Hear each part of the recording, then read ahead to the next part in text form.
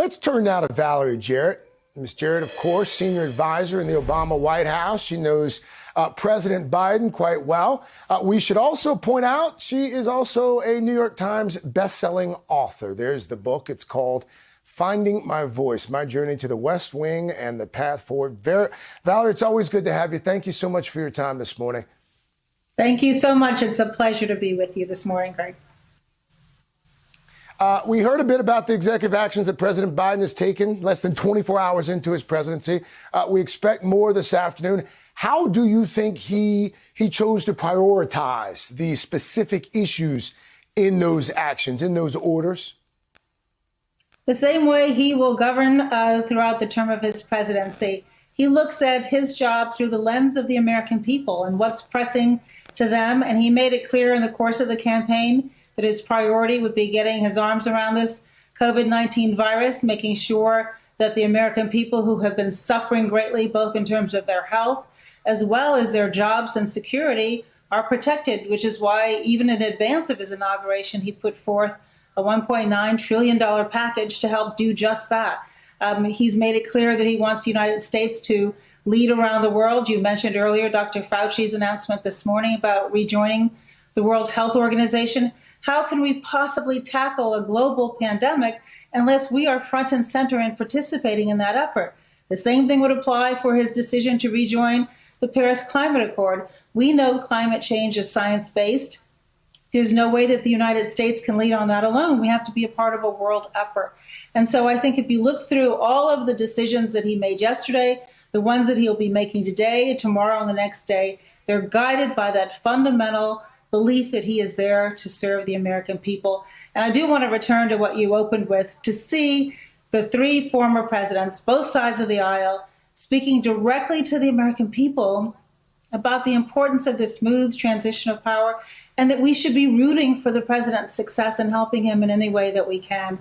So he's off to a good start. I wish there had been a problem solver caucus when President Obama was in office. That would have come in handy. But there are real challenges that lie ahead. People are suffering. You pointed out the number of folks who are dying each and every day. We're a year into this pandemic now. We have got to tackle it, and we have got to not be guided by politics, but be guided by what is good for all of us, the American people. President Biden, as you know, also attempting to tackle immigration early in his administration. He's sending over a bill, has sent over a bill it's called the U.S. Citizenship Act. And just these are just the highlights here. It breaks down reform into three areas. First, an earned path to citizenship for all of the 11 million undocumented immigrants who are living in the United States right now. Secondly, smart border controls, more technology used at the border instead of building a wall. Third, addressing the root causes of migration. Included in that is sending tens of millions of dollars in additional aid to Central America. You know how tough it is to try and pass sweeping immigration reform through Congress. What's going to be the key to this plan actually passing? And what makes you think the outcome this time will be any different? Well, look, first of all, I would mention that President Biden was very instrumental in the efforts to pass comprehensive immigration reform when President Obama was in office, particularly working with countries in South America to try to strengthen their reforms so that we had fewer people migrating here. He recognizes that we have an unsustainable challenge here in our country that has to be addressed. And so he won't shy away because we weren't able to get it done in the past. He'll try to build the bipartisan support that we need to get it done in the future. And he immediately gave relief to those dreamers who have been living in a horrible nightmare the last 4 years. And so his commitment is strong. I was heartened to see that he made it a big priority in terms of his legislative agenda. And he's indefatigable. He is going to keep pushing, and he's not going to be deterred by the fact that we weren't able to get it done in the past. I also want to talk about the difficult task ahead for Vice President Kamala Harris, history maker in so many ways. Politico's headline put it this way: the hard part for Kamala Harris will come after she makes history. Someone who considers Harris a role model and mentor. Cook County, Illinois State's Attorney Kim Foxx telling Politico, quote, when you are cracking the glass ceiling, it's your scalp that ends up with the shards. What difficulties, Valerie Jarrett, will Vice President Harris likely face just because of the firsts that she's making in this job? Well, first of all, my heart skipped a beat when you said Vice President Harris. It just makes me so incredibly proud that she was elected, someone with her competence and experience and track record, and also commitment to service.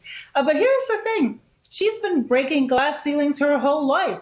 Her scalp has gotten pretty tough. She's used to competing on an uneven playing field. And so she will do what she has always done. She will get to work. She will focus on the people's work. She will help President Biden in every way she can. He selected her because he knows that she is a strong, experienced leader, and he did not shy away from having that kind of a person as a partner. That's the kind of partner he was to President Obama.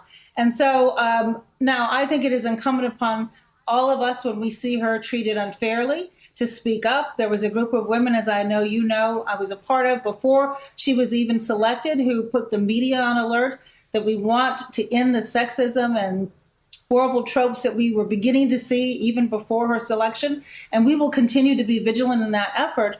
But she is quite comfortable breaking glass ceilings. And I think, to repeat what she has often attributed to her mother, which was the advice that just because you're the first doesn't mean you should be the only, and that you have to leave that door open for you. And to see so many young people around our country who will grow up thinking it's perfectly normal to have a woman, to have a Black person, to have someone of Indian descent in the second most powerful position in our country is good for our country. And she will make us proud.